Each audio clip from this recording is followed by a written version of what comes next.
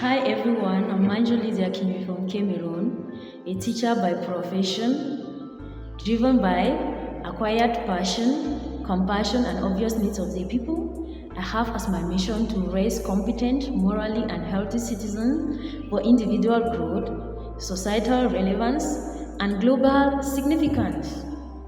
Growing up, just like any other African child, I faced a lot of challenges. And to me, I won't say I was unfortunate, but rather I was fortunate. Growing up in the family of five, where I was the adopted one, was somehow a challenge. But I thank God, my aunt was everything a child would ever ask in a parent. My aunt, taught us the basic leadership characteristics like love, fairness, compassion, and honesty.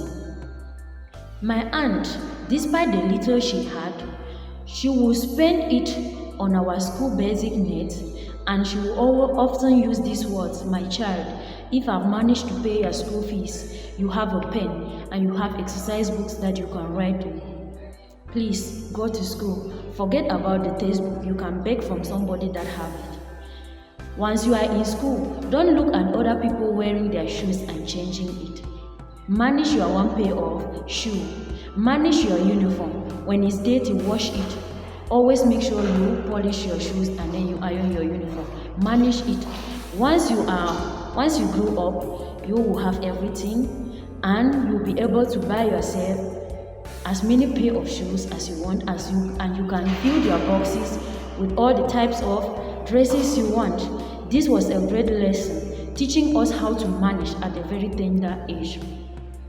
At a particular point in life, in school, I began comparing myself with other students who had different pairs of shoes. I was not satisfied.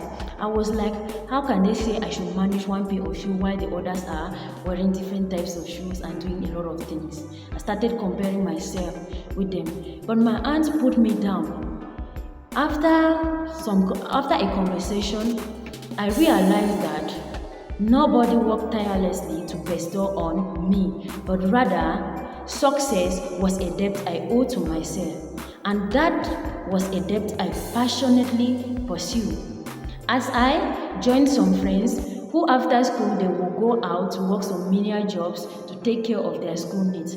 That is how I started learning the value of any small thing that I have ever earned.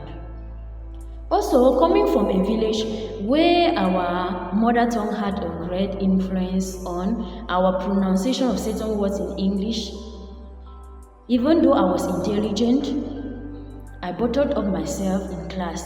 I could not talk, even in class and in the public, especially in English, because of the fear of being mocked by people. Until at one particular point in the high school, where I realized that my true strength depends on how I see myself, on how I express myself, and on me embracing my uniqueness. That particular day, I forgot everything about what people say, and I concentrated on myself and on developing myself to become a better version of me. Today, I am a teacher. I talk to students, and my greatest joy is when I'm moving around town and a student call, "Madam, this is our geology madam." I feel so proud because I'm impacting them in one way or the other, especially as I'm using now my teaching as a means to orientate especially the girl child and the youth in general on how to pursue their purpose and how to live their life irrespective of the challenges they face in life.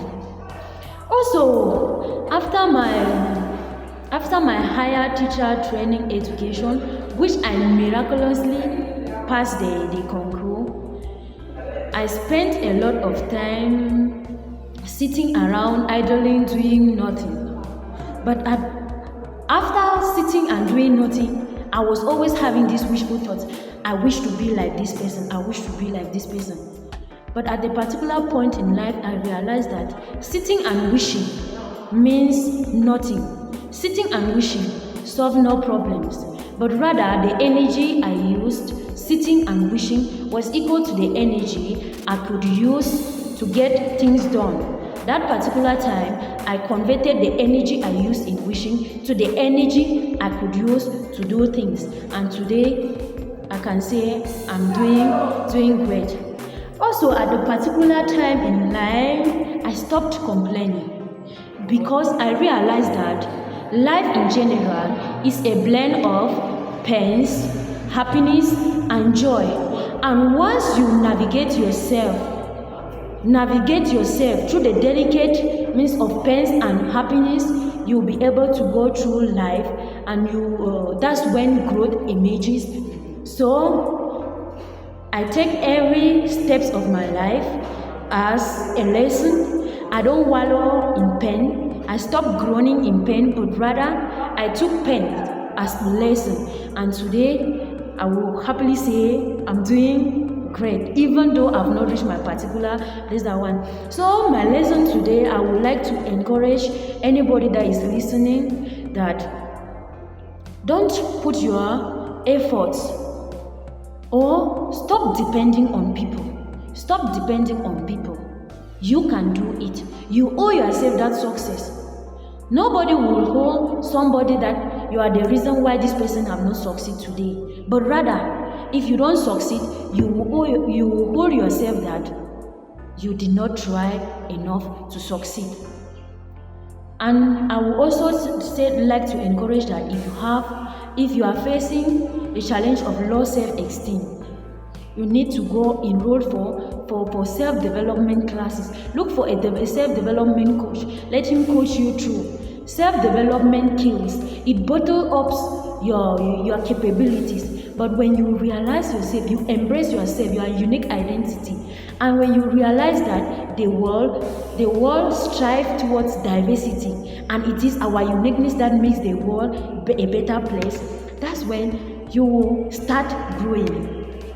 Also, I would like to encourage somebody today that you should stop wishing. Stop wishing. The energy you are using to wish for is equal to the energy you can use to get things done. So stop wishing and get to action. Thank you so much.